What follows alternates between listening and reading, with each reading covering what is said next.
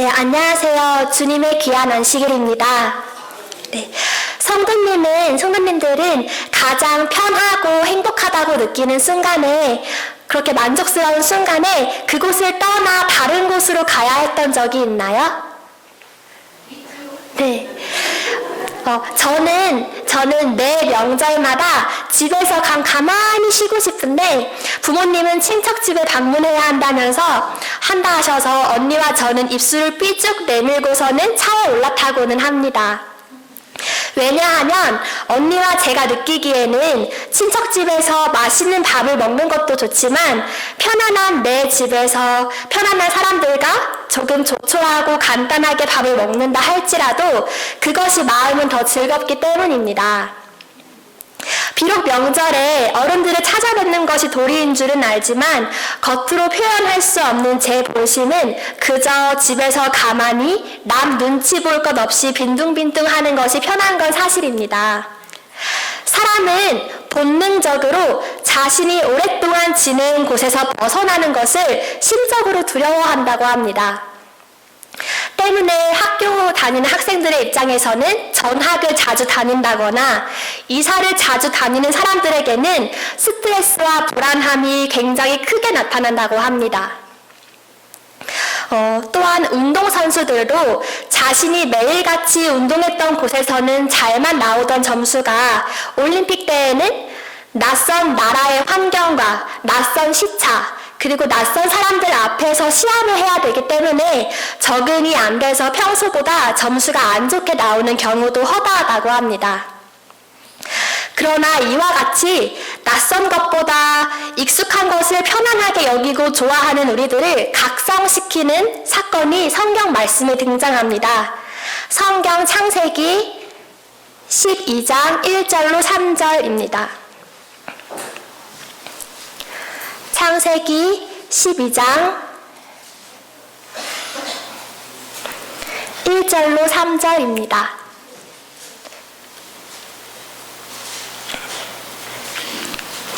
제가 홀수절을 읽고 성도님들은 짝수절을 읽어주세요. 제가 먼저 읽겠습니다.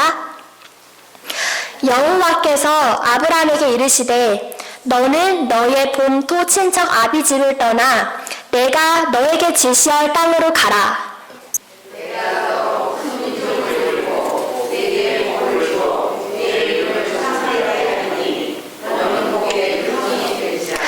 너를 축복하는 자에게는 내가 복을 내리고 너를 저주하는 자에게는 내가 저주하리니 땅의 모든 족속이 너로 인하여 복을 얻을 것이니라 하신지라.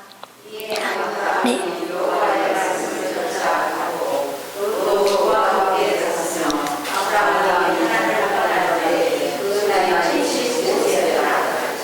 네, 감사합니다.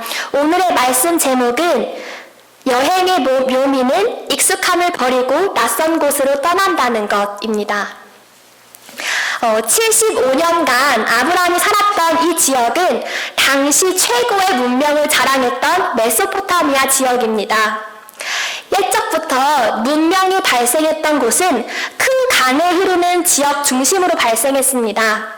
나일 강변에는 이집트 문명, 인도에 흐르는 인더스 강 유역에는 인더스 문명, 그리고 중국 황하 유역에는 황하 문명, 그리고 티그리스 강과 유프라테스 강 유역에는 메소포타미아 문명을 볼 수가 있습니다. 그런데 아브라함이 살았던 메소포타미아 지역은 강이 하나도 아니고 티그리스 강, 유프라테스 강, 즉 두 강 사이에 위치해 있었기 때문에 그 다른 어떤 문명의 지역보다 더 좋은 조건의 지역이 된 것입니다. 지금 한강에 있는 강남이 우리나라에서 제일 비싼 땅이 된 것처럼 사람이라면 누구나 너나 나나 할 것 없이 모여서 살고 싶어 했던 곳이 바로 아브라함이 살던 동네였던 것입니다. 그러던 어느 날 세상에서 가장 편한 지역에서 호화롭게 누구보다 편안하게 살던 아브라함에게 하나님께서 나타나셔서 말씀하셨습니다. 너는 너의 본토 친척 아비의 집을 떠나 내가 너에게 지시할 땅으로 가라. 당시 아브라함은 75년 동안 이곳을 떠난다는 생각을 한 번도 해보지 못했었고, 더더욱이나 이제는 75세 이상 살았기 때문에 이제는 편안하게 노후의 삶을 보내려던 아브라함에게 집을 오히려 떠나서 유랑 생활을 하라고 말씀하시는 하나님의 말씀은 더더욱이나 이해할 수가 없었습니다. 그것은 즉 아브라함에게 물려진 집과 재산을 포기하라는 것이었고, 가족들과의 인연도 끊게 되는 상황인 것입니다. 또한 아브라함은 그 마을의 토박이로 자랐기 때문에 자기 마을에서 형성된 문화나 습관 외에는 타 지역에 관심조차 없었기 때문에 그마저도 감당해야 될 만한 일이었습니다. 때문에 아브라함에게는 굉장히 당황스러운 말이 아닐 수가 없었습니다. 그런데 여기서 더 큰 문제는 하나님께서는 내가 지시할 땅으로 가라고만 말씀하십니다. 이 부분에 대해서 바울은 히브리서에 아브라함이 갈 바를 알지 못하고 나갔다고 기록하였습니다. 몇 킬로미터를 가서 어느 집에서 숙박을 하고 이날은 어느 식당에 가서 무슨 밥을 먹어야 하지? 이렇게 여행 갈 때 계획을 짜잖아요. 근데 그런 것도 하나 없이 말 그대로 정처 없이 이리저리 떠돌아다니는 유랑자의 삶 가운데로 이끌림을 받았음을 알 수가 있습니다. 그는 미래에 어떤 일이 있을지 미리 알지도 예측할 수도 없던 상황인 것이죠. 그러나 하나님은 그에게 순종했을 때 허락되는 복에 대해서 말씀해 주셨습니다. 바로 자손의 번영과 국가적 위대함에 대한 약속인 것이지요. 내가 너로 큰 민족을 이루고 내게 복을 주어 내 이름을 창대케 하리니 너는 복의 근원이 될지라고 말씀하셨습니다. 사실 값없이 주시는 하나님의 은혜를 생각하면 굳이 아브라함에게 가족의 인연까지 혈연의 끈까지 끊고 낯선 곳으로 떠나게 하는 결정을 해야지만 축복을 주시겠다는 그 믿음의 시험을 주신 이유가 무엇인지 이해할 수가 없습니다.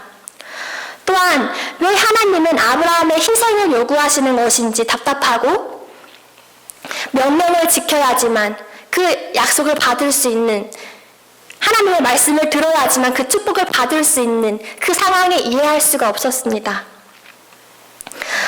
우리가 축복을 받기 전에 하나님 앞에 우리의 어떤 행동이 선행되어야지만 축복을 받을 수 있다는 게 참 아이러니하지 않습니까? 아브라함은 결국 그의 초기 생에 교제하던 것들로부터 분리되어야만 하는 문제에 놓이게 되었습니다. 그런데 하나님께서는 아브라함에게 떠나라고 하신 이유가 분명히 있었습니다. 단순히 아브라함에게 너 내 말 잘 듣나 안 듣나 한번 보자. 내 말에 순종하면 너에게 축복을 줄게. 하고 말씀하신 것이 결코 아닙니다. 하나님은 아브라함의 혈통을 통해서 하나님의 아들 곧 구세주 메시아를 이 땅에 보내실 계획을 세우고 계셨습니다. 그런데 안타깝게도 아브라함의 집은 이미 온갖 우상에 물들어버린 세속적이고 타락한 상태였고 그런 환경 속에서 아브라함이 더 버티다간 아브라함마저 물들 수 있는 확률이 높았기 때문에 아브라함을 시험하려 하신 것이 아니라 오히려 아브라함을 안전하게 지켜주시고 그의 영원한 생명을 보호하시려는 뜻에 의해서 그를 꺼내온 것입니다. 그럼에도 불구하고 영문도 모른 채 낯선 모임에 억지로 가야 되는 상황에서는 누구나 가기 싫어서 버팅기고 주저하게 되며 거부하고 싶어지는 것이 본능입니다. 그러나 성경에서는 수차례에 걸쳐서 익숙함을 경계하고 익숙한 곳에서 떠나야 됨을 암시하는 말씀을 들려주고 있습니다. 사무엘하 6장 6절로 8절을 보면 법궤를 실은 수레가 소들이 날뛰므로 인해서 흔들리게 된 상황에 우사가 그걸 붙잡다가 법궤를 만졌다는 이유로 죽어버린 사건이 등장합니다. 성도님들은 어떻게 생각하십니까? 잘 가던 법궤가 소들이 막 날뛰므로 인해서 땅에 떨어지게 생겼는데 다 당연히 붙잡는 게 도리라고 생각하시지 않습니까? 네, 저라도 법궤가 막 흔들리기 시작하면은 하면서 붙잡았을 것입니다.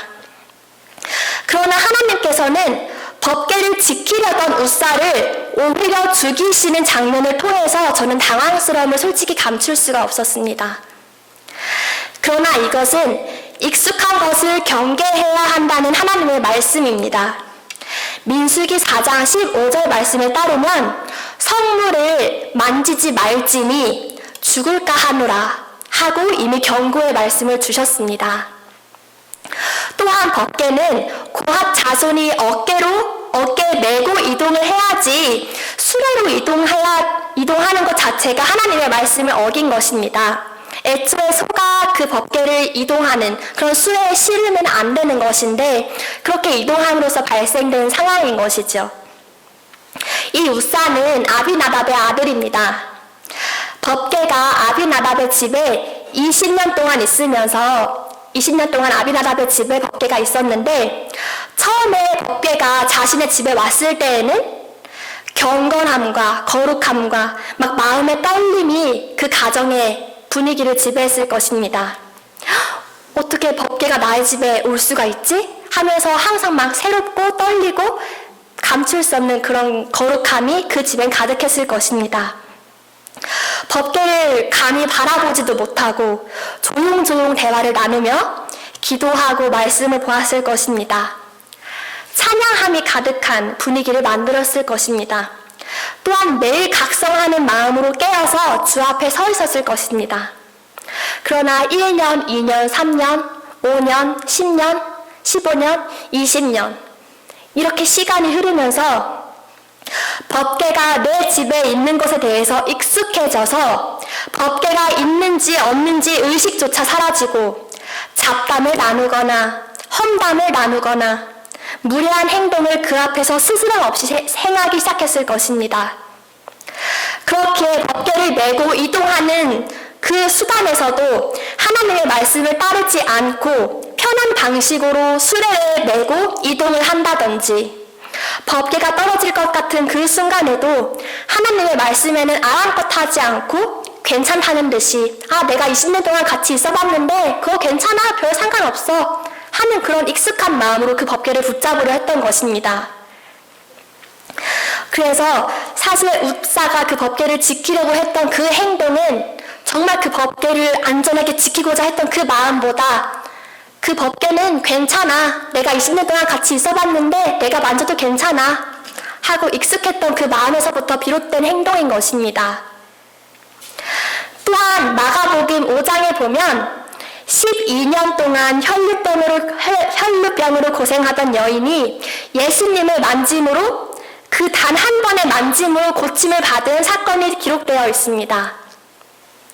혈루병을 앓는 여인이 수많은 사람들을 뚫고 예수님을 만졌을 때 예수님은 사람들에게 외쳤습니다. 누가 나를 만졌느냐고 말입니다. 그때 제자들은 이해할 수가 없었습니다. 이 많은 사람들이 함께하기에 서로 부딪히고 지나가는 것이 당연한 이 시점에서 이 상황에서 누가 나를 만졌느냐고 물어보는 예수님이 이상하다고 생각했습니다. 나도 너도 쟤도 예수님을 만진 제자들은 온 우주의 왕이신 예수님과 함께 음식을 먹고 만지고 스치고 함께해도 이미 그분과 익숙하다는 이유로 내가 감히 누구와 함께 이 길을 걷고 있는 것인지 내가 감히 누구와 살이 부딪히고 있는 것인지 감각조차 없었던 것입니다. 반면에 12년 동안 혈루병으로 고생한 여인의 마음은 그 예수님의 옷자락만이라도 단 한 번만이라도 내가 만질 수 있다면 그것이 내 남은 인생을 바뀌게 해줄 수 있는 능력이 있을 것이라 믿었습니다. 우리는 낯선 것에 대해서는 경각심을 가지고 예민하게 대하고 조심스럽게 행동하지만 그동안 쭉 해왔던 것에는 익숙하기 때문에 내가 가장 잘 안다고 생각하여서 막 대하고 함부로 대하는 경향이 있습니다. 예를 들면 오늘은 찬미가가 왜 4절까지 있는 거야? 왜 찬미가가 5절까지 있는 거야? 아, 너무 길다. 이렇게 생각이 드신 적은 없으십니까? 교동문을 낭독할 때에도 그 의미를 막 되새기는 데에 초점을 두는 것이 아니라 빨리 읽고 넘어가야지. 그냥 예배 시간 중에 하나, 일부 그냥 읽고 넘어가는 절차 중에 하나라고 생각하신 적은 없으십니까? 왜 예배 때마다 일어섰다 앉았다 반복하는지 그 이유조차 알지 못한 채 예배를 귀찮게 여기고 살지는 않으셨습니까? 만약 그런 마음이 우리들 마음에 있다면 우린 이미 예배를 나의 방식대로 익숙하게 돼 있기 때문입니다. 하나님은 무작정 아브라함에게 너 거기서 나와! 라고 말씀하신 것이 아닙니다. 먹을 것을 달라 하는 자식에게 뱀을 주는 부모가 없듯이 하물며 우리를 위해서 하늘 보좌를 버리고 목숨을 바치러 이 땅에 오셨던 그 하나님은 우리에게 좋은 것만을 주시려고 하지 않으시겠습니까? 아브라함이 평생을 살았던 갈대아 우르, 누구나 살기 좋다고 느낄 만큼 비옥했고 없는 것 하나 없는 문명 지역이었지만 아브라함이 살기에 익숙하고 편하다 해서 그곳이 결코 아브라함에게 좋은 곳이 될 수 없다는 것을 꿰뚫어 보신 하나님이 이곳에서 나가라고 말씀하신 것입니다. 나도 이 교회에 대해서 알 만큼 다 알고 해볼 만큼 다 해봤다고 해서 내 마음대로 행동하고 운영하고 이끌어가고 있지만 내가 이 모든 것을 익숙하게 여기고 있는 이 순간이 가장 위험할 때이고 내 고집과 내 생각으로부터 떠나야 할 때입니다. 마치 소돔과 고모라의 성을 두고 떠나라고 말씀하실 때에 뒤도 돌아보지 말고 떠나가야 했던 것처럼 말입니다. 옛 말씀에 어디를 가냐보다 누구와 함께 가냐가 더 중요하다라는 말이 있습니다.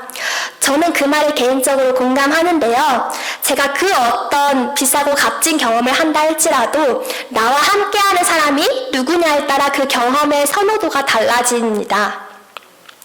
아브라함에게 주어진 낯선 길도 무작정 나서야 하는 막막한 길도 어떤 복을 주시겠다는 것인지 다 알 수 없고 이해할 수 없는 그 상황이라도 하나님이 나와 함께 이 여정을 동행하신다는 사실을 기억하면 그 여정이 곧 기쁨이 넘치는 복의 길이 될 것이라 저는 믿습니다.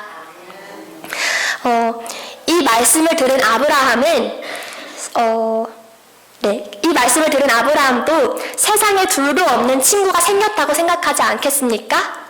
그것도 이 세상에서 가장 능력 있는 친구 아니겠습니까? 내가 어디를 가든지 하나님이 나와 항상 함께 하신다면 그 어느 길이라도 즐거운 마음으로 떠날 수 있게 되는 것이 바로 순종의 길이라 생각합니다. 부조와 선지자 글에 따르면 이 세상에서 가장 행복한 곳은 하나님께서 우리에게 있기를 원하시는 곳이다 라고 적혀 있습니다. 요즘 현대인들은 낯선 곳을 향해서 돈이 한 푼 없어도 무작정 무전 여행을 떠나버리는데 그들은 생각이 없는 것이 아니라 생각이 없어서 돈 한 푼 없지만 무작정 여행을 떠나는 것이 아니라 믿는 구석이 있는 것입니다. 세상 사람들도 믿는 구석이 있어서 돈이 한 푼 없이 무전 여행을 떠나고는 하는데 하물며 이 세상 창조주이신 하나님을 믿는 우리가 그 어디로 부르심을 받든 주저하지 않고 떠날 수 있어야 하지 않겠습니까? 내가 지금 익숙하게만 여기는 모든 것들을 내려놓고 주님이 가라고 하는 장소에 우리가 있어야 합니다. 그렇다고 해서 지금 우리에게 하나님께서 가라고 말씀하신 장소가 이 교회를 떠나서 이 지역을 떠나서 이 나라를 떠나서 다른 곳으로 여행 가라는 말이 아닙니다. 우리가 여행 가야 할 낯선 자리는 무릎을 꿇고 겸손히 기도하는 자리입니다. 나의 생각과 나의 뜻은 내려놓고 하나님의 예배와 하나님의 교회를 안전하게 운영할 수 있는 방법은 온전히 익숙했던 내 안의 자아로부터 떠나서 주님이 부르시는 그 기도의 자리로 여행 가는 것입니다. 화이 부인의 글을 읽어드리겠습니다. 마음에 품은 계획과 친밀한 교제를 단념하고 섭리의 부르심에 응할 준비가 된 사람은 누구인가? 새로운 의무들을 받아들이며 시도해 본 적도 없는 분야에 뛰어들어 확구부동하고 자원하는 마음으로 하나님의 일을 행하며 그리스도를 위하여 자신의 손해를 이익으로 간주할 사람은 누구인가? 이와 같이 하고자 하는 사람은 아브라함의 믿음을 가진 사람이요. 그와 함께 현재의 고난은 좋게 비교할 수 없는 지극히 크고 영원한 영광에 중한 것을 나누어 받을 것이다. 우리 모두 주가 부르신 낯선 곳으로 여행을 떠나길 바라며 말씀을 마치겠습니다.